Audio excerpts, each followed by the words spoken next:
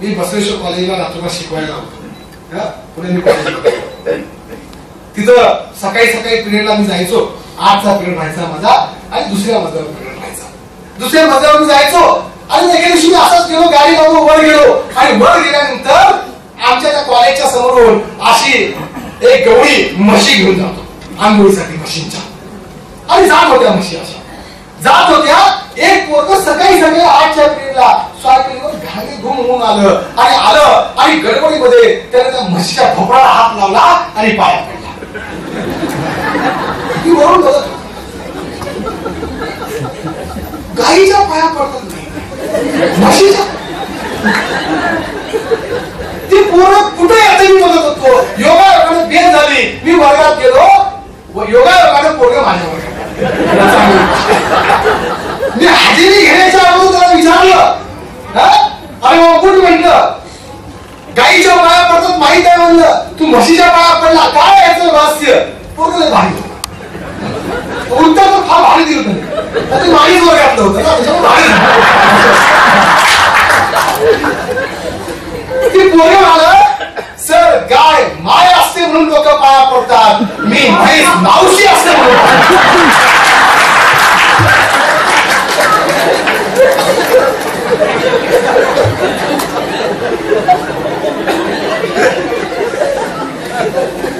त्या असे देव निर्माण केले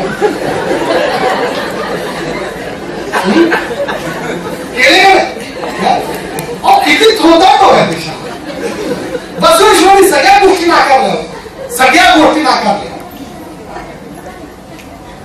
बसवेश्वरांनी सांगितलं, जल पाहताची मारती डोकी, वृक्ष पाहताची मारती फेऱ्या, आटणारे जल आणि वाहणारे झाड तुम्हाला काही देऊ शकेल का? पुढे संगम देवा तुम्हाला काहीच देऊ शकणार नाही. आमच्याकडे व्यवस्था अशी केली, आयुष्यभर पाप करा आणि आयुष्यभर पाप करून शेवटी म्हातारपणी काशीला जावा.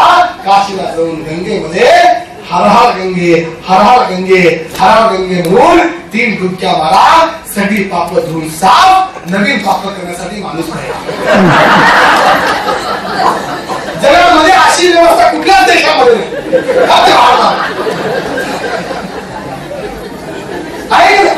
आणि मग बसवेश्वरांनी सांगितलं कुठेही जायची गरज नाही. मग बसवेश्वर काय म्हणतात, समतेचं तत्वज्ञान सांगत असताना बसवेश्वरांनी सांगितलं, दगडाचा देव देव नव्हे, दगडाचा देव देव नव्हे, मातीचा देव देव नव्हे, धातूचा देव देव नव्हे, सेतू बंद रामेश्वर आणि काशी गोकर्ण देव देव नव्हे, देव तुमच्या अंतर्यामी आत्मदेव जाणण्याची थोड एक परमेश्वर कुणल संगमेश्वर. एकच देव आहे, तो म्हणजे माणसाच्या आत्म्यामध्ये असला आणि म्हणून तो आत्मा ओळखता आला पाहिजे. दुर्दैवानं आम्ही तो आत्माच ओळखत नाही. घरामध्ये लेकरं रडत असतं, आईला म्हणतं आई मला भूक लागली आहे, आई म्हणते थांब कुकरची शिट्टी झाली आहे, अगोदर देवाला भात दाखवते. लिंगायत धर्मामध्ये देवाला भात पीठ दाखवण्याचा प्रकार नाही. आणि ती मायमौनेशी ताटामध्ये भात घेते, गडबडीमध्ये जाते, नैवेद्यम समार्पण शिवार्पण. देवाला हात आणि आपल्याला भात. देवाने जर भात खाल्ला असता तर माणसाला तो दाखवला नसता.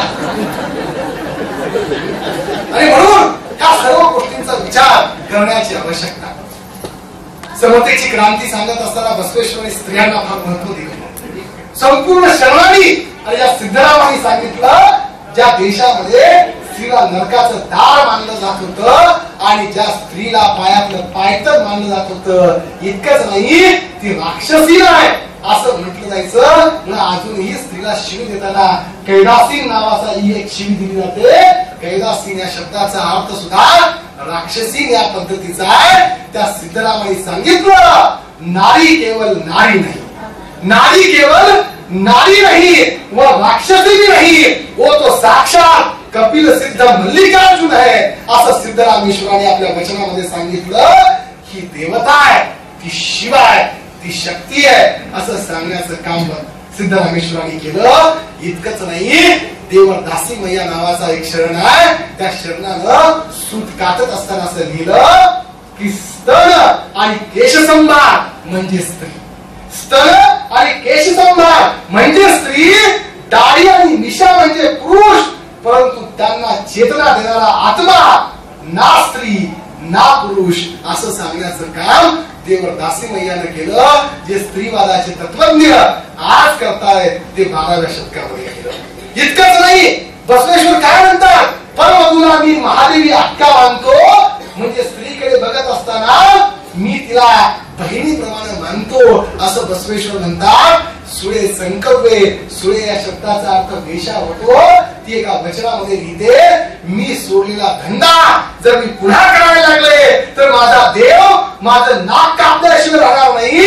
एवढी नैतिकता एका वेशेमध्ये बसवेश्वरांनी निर्माण केली होती. आणि इतकंच नाही, जगाच्या इतिहासामध्ये पहिला सुरू 12,000 वेशांचं पुनर्वसन बसवेश्वरांनी केलं होतं. आणि म्हणून ही समतेची त्याच्यामध्ये 7 स्त्रिया महान वचनकार झाल्या.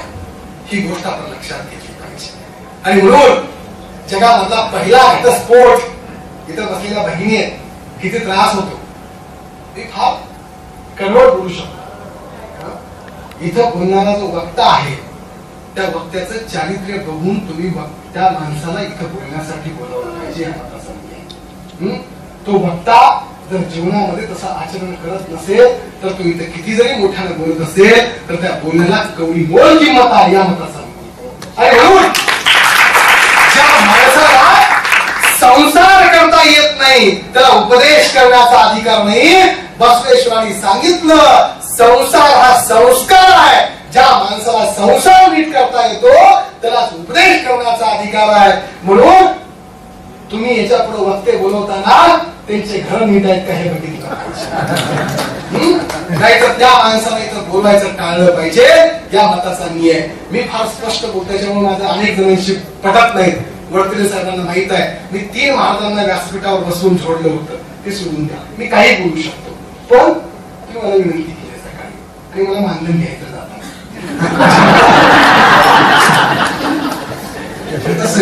फार भारी असतात हो. तर मी सांगत होतो तुम्हाला, जगामधला पहिला घटस्फोट हा अक्कमारीचा. राजा कौशिक नावाचा राजा, त्याने 3 वर्ष दिली होती अक्कमारीला, पाळली नाहीत म्हणून उडी जरी वरून अंगावरची वस्त्र टाकून ती महिला कल्याणला आली आणि तिने जगामधला पहिला घटस्फोट घेतला. तो घटस्फोट अनुभव मंडपाने मान्य केला. स्त्रीला स्वतःच्या जीवन पद्धतीनुसार जगण्याचा अधिकार आहे हे सांगण्याचं काम बसवेश्वरांच्या अनुभव मंडपाने केलं आणि सर्व शरणांनी केलं. म्हणून स्त्री समतेचा आद्य पुरस्कार हा कल्याणच्या क्रांतीमधून निर्माण आलाय. ही गोष्ट आपण लक्षात ठेवली पाहिजे. इतकंच नाही, गुराखी रामन गुराख्याला अक्कल असते का असं आपण म्हणतो. ते गुराखी रामन आपल्या एका वचनामध्ये म्हणतो की माझी तुम्हा सर्व बांधवांना विनंती आहे की घरामध्ये काही संख्या बांधलेल्या माझ घरातील माझ्या आया बहिणींना मुक्त करा, जंगलामध्ये पाठवा, त्यांनाही जगाचा अनुभव घेऊ द्या, मी त्यांना अनुभव देतो असं तो गुराखी रामांना म्हणतोय. एवढी क्रांती बसवेश्वरांनी केली होती जी समतेवर आधारलेली होती. म्हणून ते समतेचं तत्वज्ञान आम्ही नीट हस्तगत केलं पाहिजे. ज्यांनी इथं येत असताना आपल्या बायकोला आणलं नाही त्यांना इथं येण्याचा खरंच नैतिक अधिकार नाही. ज्यांनी सांगितलं की जगामध्ये तुला काहीच कळत नाही मलाच कळतं, बुलबुले सर तुमच्या आल्यात का? पुन्हा काय व्हायचं माहितीये का, मी सगळ्यांना म्हणायचो अध्यक्ष सुटायचं, अध्यक्ष मग त्यांनाच नैतिक अधिकार. नीलांबिका आणि गंगांबिका ह्या दोघींना आपल्या सार्वजनिक जीवनामध्ये समान स्थान देण्याचं काम बसवेश्वरांनी केलं होतं. म्हणून बसवेश्वर फक्त बोलके सुधारक नव्हते तर ते करते धनी होते. ही गोष्ट आपण लक्षात ठेवली पाहिजे. म्हणून बसवेश्वरांचा विचार फक्त फोटोंना हार घालून कधी समजणार नाही.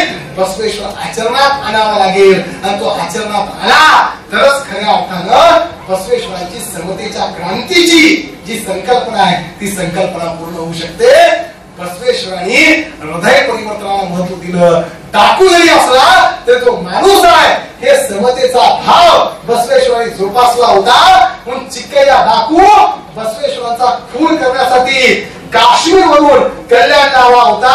त्याने काम बघितलं आणि हातामध्ये कुराड टाकून दिली आणि सांगितलं की आजपासून मी काय करतो. अनुभव मंडपामध्ये राहतो. दारूचा गुत्तेदार असलेला मारैया त्याला सांगितलं दारू विकणं तुझा जर व्यवसाय असेल पण ते करत असताना नैतिकता ठेवली पाहिजे असं बसवेश्वरांनी त्याला शिकवलं. तो त्या अनुभव मंडपाचा सदस्य होता. बसवेश्वरांनी हृदय परिवर्तन केली.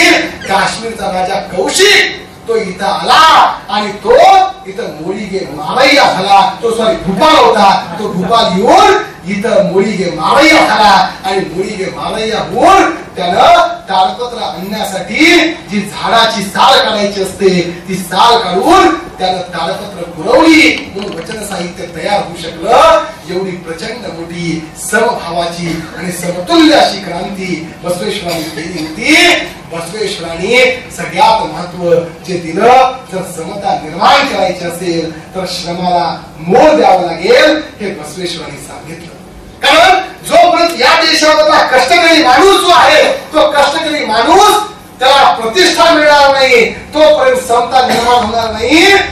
एका तासाच्या शिकवण्याला जर 1000 रुपये मिळत असतील आणि दिवसभर 8 तास काम केल्यानंतर 200 रुपये मिळत असतील तर ही विषमता नष्ट झाली पाहिजे असं बसवेश्वरांनी अपेक्षित होतं. म्हणून थोडाप्पा चांभार असेल तो हा कक्कैया असेल आणि प्रधानमंत्री बसवेश्वर असेल प्रत्येकाला अनुभव मंडपामध्ये समान दर्जा होता. कुणी श्रेष्ठ नव्हता कुणी कनिष्ठ नव्हता. बसवेश्वरावर सरकून टीका करण्याचं काम चांभार थोडाप्पाने केलं होतं. तसं एक वचन आपल्याला सापडतं. याच्यावरून कळून येऊ शकतं की बसवेश्वरांच्या अनुभव मंडपामध्ये कायकाला किंमत होती. ऐक खाऊ वृत्तीला किंमत नव्हती. बसवेश्वरांनी जगद्गुरूची व्याख्या काय केली. जगद्गुरू कुणाला म्हणायचं तुम्हाला सांगतो. पुतळा साहेब इथं येताना मी आवर्जून हिरवा झब्बा घालून का आलो माहिती आहे का. मला भगवा पण आहे घरामध्ये. भगवा जर घालून आलो असतो तर व्याख्यान संपल्या सोलापुरी महाराज म्हणून सगळे 100 रुपये घेऊन इथं येऊन माझे पाया पैसे देऊन पाया पडले असते. हा सोपा धंदा आहे बघा. बिन भांडवलाचा धंदा जगामधला असला धंदाच नाही. काय लागतं दाढी वाढवा मिशा वाढवा केस वाढवा बरोबर घाड्यावरचे पैसे वाचले. दुसरी महत्वाची गोष्ट इथून तिथून एकच ड्रेस शिवा. गाऊन शिवण्यासारखा मला मोठा खेळ लावा आणि लावून फक्त एवढं करा की मी सांगत असताना फक्त असं सांगायचं संसार नीट केला पाहिजे आणि स्वतःच आयुष्यात कधी लग्न झालं नाही. एकदा करू का कळत काय काय मागण्या असतात हे संसार करणाऱ्यालाच माहित आहे. लग्नामध्ये हसणारा चेहरा फोटो मध्ये 20 वर्षानंतर कसा सुरकतून जातो आणि अंगावर ढगे घालणारी माणसं कशी ताजी तवारी वाटतात ते काय लागतं. तुम्हाला सांगतो उद्या मी संन्यास घेऊया लोक आपोआप सफरचंद लोक आपोआप बदाम आणून देतील खावा मला तू आणून देतील. आणि असं उभारून बोलायची गरज नाही. ते सुद्धा श्रम नको खाली बसूनच बोलायचं महाराज. आणि पाय फक्त पुढे करा. पाय करण्याचे जर कष्ट लागत असतील तर पादुका आहेतच समोर. बसवेश्वरांनी जगद्गुरूची व्याख्या फार महत्वाची व्याख्या ही कायम मनावर गुंतून घ्या. बसवेश्वर असं म्हणाले की ज्याने आपल्या घामाने ही काळी माती भिजवली. ज्याने आपल्या घामाने ही काळी माती भिजवली ज्याची कथनी तशी करणी जो गरीबाच्या झोपडीला कैलास मानतो देवा तो जगद्गुरू झाला. देवा तो जगद्गुरू झाला असं सांगण्याचं काम बसवेश्वरांनी केलं. असे जगद्गुरू कुठे तर तुमच्या घरामध्ये पाहिजे.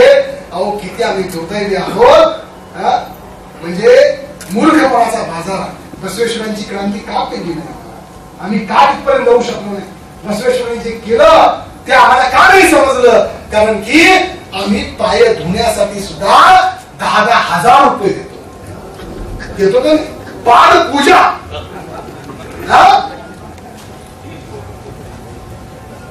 पुढच्या वर्षी कार्यक्रम घ्या.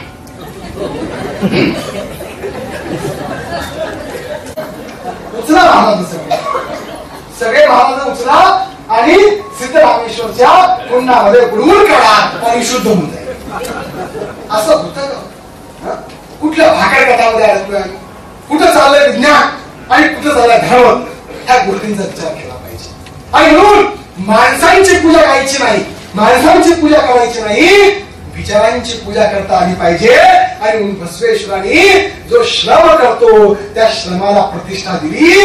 आणि इतकंच नाही, समता कशी निर्माण होईल? रुसो नावाचा विचारवंत म्हणतो की समाजामध्ये लोक इतके श्रीमंत होता कामा नये की जे स्वतःच्या पैशानं गरीब माणसाला विकत घेऊ शकतील. आणि लोक इतके गरीब होता कामा नये की जे स्वतःच्या गरिबीला कंटाळून स्वतःला विकून टाकतील. अशी व्यवस्था निर्माण करायची नाही असं रुसोनं म्हटलं. बसवेश्वरांनी त्याच्यासाठी दासोह सांगितला. दासोह कशासाठी?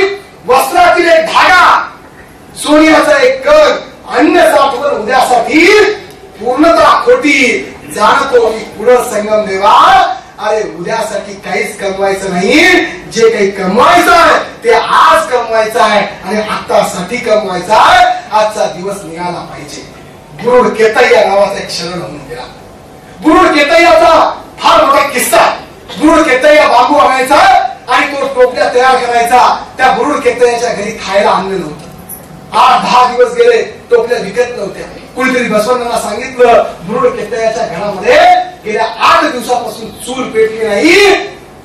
दोघे नवरा बायको पाणी पिऊन जगतायत, पानं खाऊन कंदमुळं खाऊन जगतायत. असं म्हणल्यानंतर बसवेश्वर दुपारच्या वेळी बुरुड केतय्याच्या घरी गेले.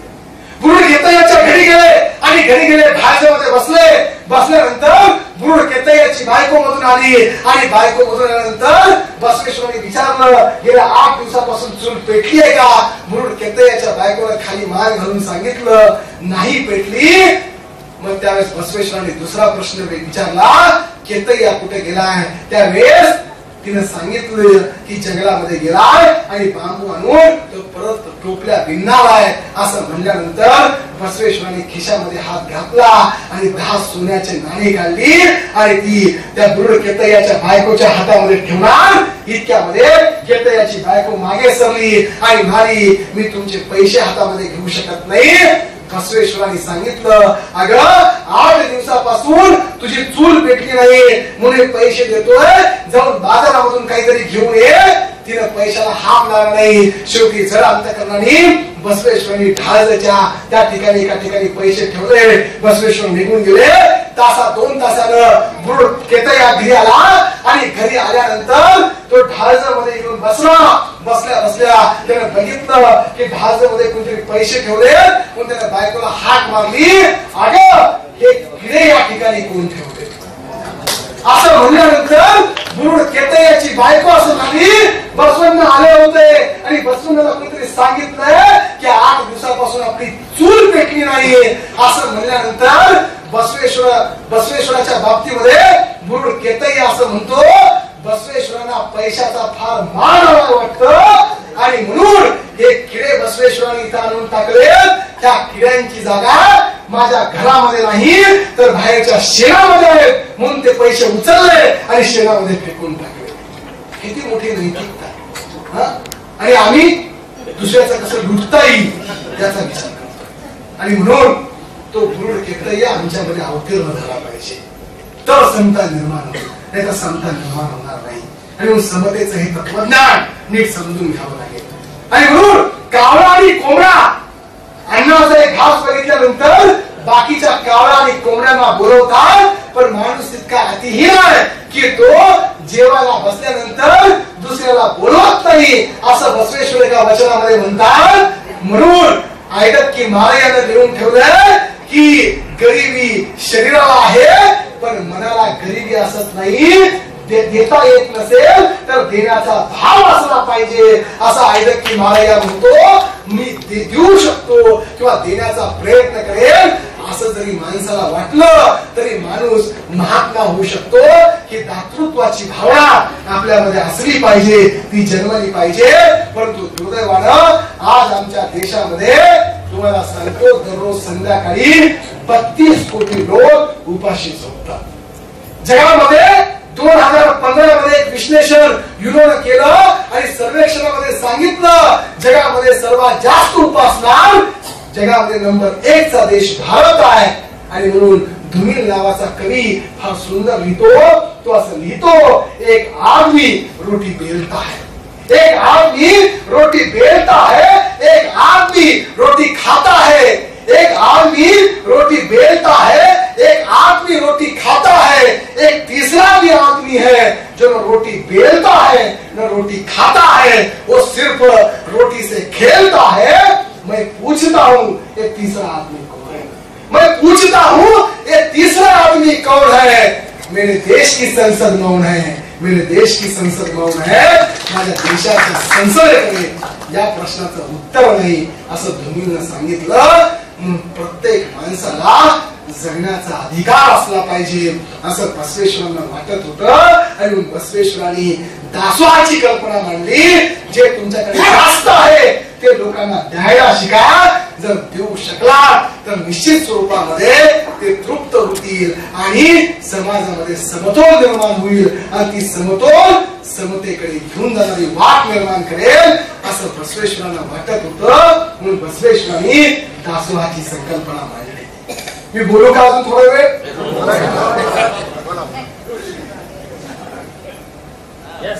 एकदम अंधारात बसले आहेत ना, हा भारी असतो. असं भाषणाला गेलो गेल्या ब्रह्मानंदी टाळी लागते 5 मिनिटामध्ये. डायरेक्ट वर स्वर्गामध्ये. आणि भाषण संपलं की बाजूचा कोपरा मारतो. काय झालं? संपला. किती वेळ चालला? 3 तास. हात त्याच्यामध्ये अजून 3 तास चालला असतं झोप कंप्लीट झाली असते. असे स्वर्गामध्ये नरकामध्ये जाऊन फेरफटका मारणारे आहेत ना खाली. लय अवघड आहे सगळ्यांना घेऊन बोलावं लागतं. तर बसवेश्वरी अनुभव मंडपाची एक कल्पना नाही, ती समतेवर आलेली. कृपा करून तुम्हा सर्वांना माझी नम्र विनंती आहे की बसवेश्वरांची अनुभव मंडप आजच्या संसदेबरोबर जोडू नका. आजची संसद ही करप्ट आहे. आजची संसद ही कास्टिझम करणारी आहे. आजची संसद ही क्राईम भरलेली आहे. 3 C's formula: corruption, casteism and crime. बसवेश्वरांची अनुभव मंडप ह्या तिन्ही गोष्टींना तिलांजली देते. कायक, दासो आणि अनुभव या 3 गोष्टीला प्राधान्य देते. जो काम करतो तो अनुभव मंडपामध्ये आहे, जो दासोह करतो तो अनुभव मंडपामध्ये आहे, आणि ज्याला स्वतःचा अनुभव आहे तो अनुभव मंडपामध्ये आहे. वेद, शास्त्र, पुराण वाचून माणसं शहाणी होत नसतात हे बसवेश्वरांनी सांगितलं. म्हणून बसवेश्वर म्हणतात वेदावर तलवार चालवेल, शास्त्राला बेडी घालील, आडवाचे नाक कापील, तर्काच्या पाठीवर चाबूक ओढील.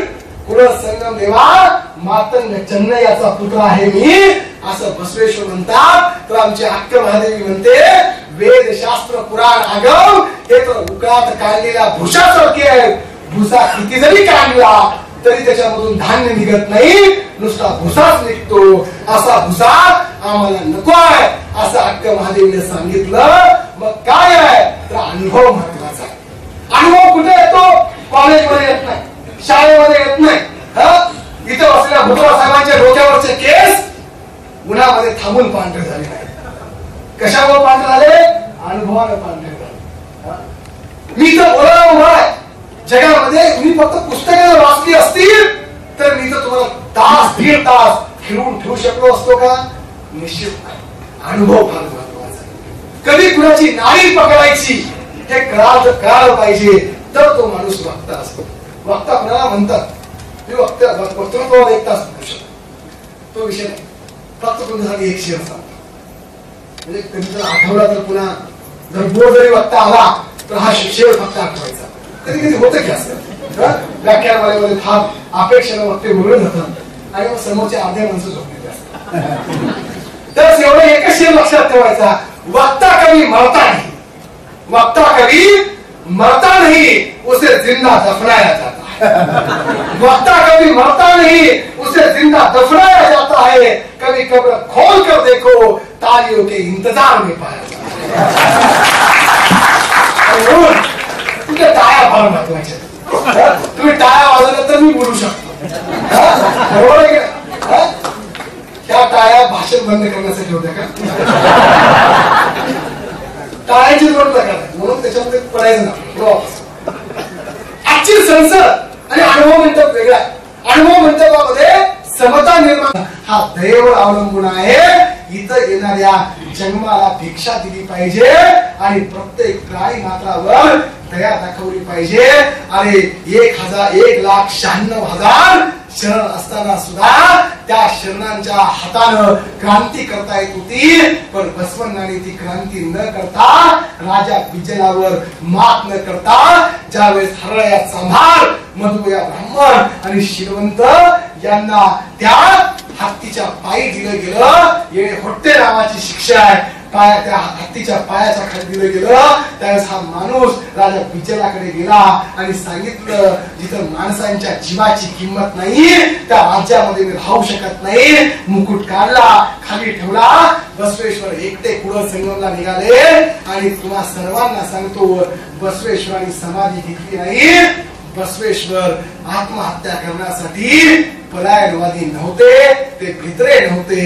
बसवेश्वरांची हत्या झाली आणि पुढे संगमाच्या त्या जंगलाच्या अगोदर हत्या झाली. ती सुविदेव रायमुरारी आणि कोंडी मंचन्ना ह्या दोन माणसांनी केली.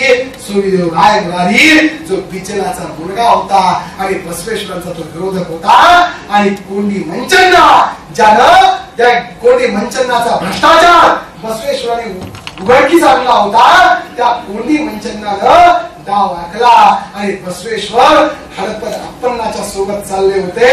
हडपद अप्पन्ना तो नाली होता. बसवेश्वरांनी किती मोठी क्रांती केली, किती मोठं समता सांगितली. मित्रांनो, ज्या समाजामध्ये असं सांगितलं जायचं, माऊ 20 तेरी 30 आणि वारी गाण्यात घरीच पैस, ही म्हण आमच्या देशामध्ये तयार झाली होती. मांजर आडवालं तर 20 पावलं मागे सरकायचं. 30 समाजामधला माणूस आला तर 30 पावलं मागे सरकायचं. आणि जर वारीक समोर आला तर कामाला जायचं नाही, घरी बसायचं. बसवेश्वरांनी आपला जो अंगरक्षक होता तो न्हावी समाजाचा ठेवला होता. दररोज सकाळी बसवेश्वर त्या हडपद अप्पनाला वापस पाठवलं आणि सांगितलं, जा आणि निलांबिकेला बरोबर घेऊन ये. कारण गंगांबिका वचन साहित्याचे गाठोडे घेऊन शरणांच्या बरोबर गेलेली आहे. त्या जंगलामध्ये बसवेश्वरांचा खून केला गेला. आणि तुम्हाला माहित आहे, श्रावण महिन्याचा तो काळ होता. कृष्णा, मलप्रभा आणि घटप्रभा ह्या 3 नद्यांना प्रचंड पूर होता. अरे बरोबर नद्यांच्या बरोबर एखादा माणूस समाधी घेऊ शकतो का, हे तर्काला पटतं का, याचा विचार करा. प्रेत उचललं आणि कृष्णा, मलप्रभा आणि घटप्रभामध्ये फेकून दिलं. आणि आता क्रांती होईल, कारण की एखादा नेता ज्यावेळेस मरतो किंवा त्याला मारलं जातं त्यावेळेस प्रतिक्रांती फार जबरदस्त होत असते. ही गोष्ट रायमुरारीला कळली म्हणून त्याने वावडी उठवली की बसवेश्वरांनी समाधी घेतली. अरे जो माणूस मरण ही महानवमी आहे असं म्हणतो, तो माणूस 3 नद्यांच्या संगमामध्ये स्वतःला झोपून देऊन आत्महत्या करेल का? त्या प्रश्नाचं उत्तर तुम्ही सर्वांनी शोधावं, या मताचा मी आहे. म्हणून भावनिकतेच्या फळामध्ये बसवेश्वरांच्या समाधीकडं फक्त ती समाधी किंवा आत्महत्या केल्याचं ठिकाण म्हणून बघू नका. ह्या माणसानं बलिदान दिलं, हुतात्म्य पत्करलं समतेच्या मूल्यासाठी आणि सांगितलं, स्वर्ग आणि नरक कुठं आहे ते खाली नाही. सत्य बोलण्याची देवदेव लोक, असत्य बोलण्याची मृत्यू लोक. सदाचार हाच स्वर्ग, अनाचार हाच नरक असं बसवण्णांनी सांगितलं. स्वर्ग कुठं आहे तर मला वाटतं की इथं बसलेल्या सर्व लोकांनी हातामध्ये रुद्राक्षाची माळ फेकून दिली पाहिजे. मेल्यानंतर वर कुठं स्वर्ग आहे हे बघण्याची गरज नाहीये. शिवलामत कोण कोण वाचतंय? आता कोणच हात वर करतो? सगळं माहित आहे. आज तर कोणच करणार वाचता. स्वर्ग नरक आहे का मध्ये? नाही. तुम्हाला सांगतो काल वर्णन केलंय त्या माणसानं ज्यावेळेस भीत असेल त्यावेळेस नरकामध्ये जाऊन असला पाहिजे. काय सांगितलं? नरकामध्ये माणसाच्या आत्म्याला असं तळून काढतात. अरे तत्वज्ञान काय म्हणतं? आत्मा जो अग्नीमध्ये जळत नाही, वाऱ्यामध्ये उडत नाही आणि पाण्यामध्ये डुबत नाही त्याला आत्मा म्हणतात. पण दुर्दैवाने काय सांगितलं? माणसानं पाप केलं की त्याचा आत्माचा तेलामध्ये टाकतात, उकळून वर काढतात. तो मरत नाही, जिवंत राहतो, फक्त त्रास होतो. काय भांडण आहे? त्रास शरीराला आहे, आत्म्याला नाही. हे चैतन्य आहे. एका माणसाला प्रश्न पडला. मी जास्त बोलणार नाही, मी जास्त बोलणार अध्यक्षाची पंचायत. एक माणसाला प्रश्न पडला स्वर्ग आहे नरक काय? त्याला देवाची आवाज नाही. देव त्याला प्रसन्न झाला. काय आहे का नाही प्रसन्न झाला. काय इच्छा आहे? वरदान माग. मला स्वर्ग आणि नरक बघायचं. आम्हाला काय बघायचं? नरक बघायचं. खराब सवय ना वाईट बघण्याची. नेलं असं टेबल बांधला आपण नरकामध्ये. 5 माणसं इकडं, 5 माणसं इकडं उभारलेले होते आणि त्या टेबलावर पंचपक्वाने युक्त अशी ताटं बांधली होती. बासुंदी होती, गुलाबजामुन होते, पुरणपोळी होती वगैरे होते. तोंडाला पाणी यायची शक्यता.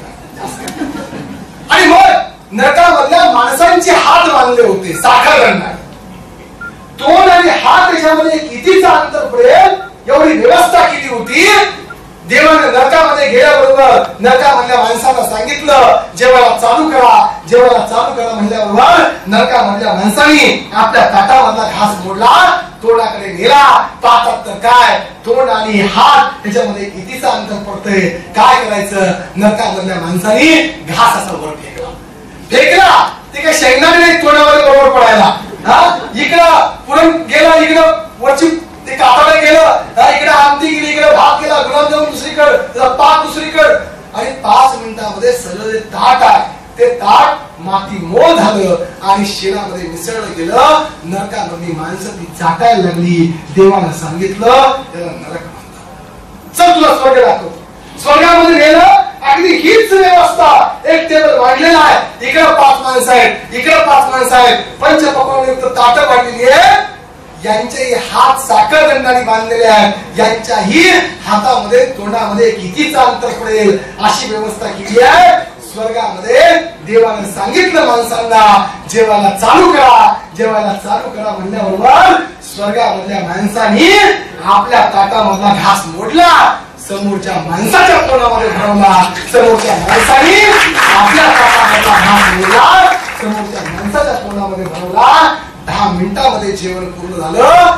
देवाने त्या माणसाला सांगितलं की जी माणसं आपल्या ताटामधला घास दुसऱ्या माणसाच्या तोंडामध्ये भरवतात तिथं स्वर्ग निर्माण होतो. असा स्वर्ग तुमच्या घरामध्ये निर्माण म्हणून आपल्या ताटामधला घास दुसऱ्याच्या तोंडी भावायला शिका.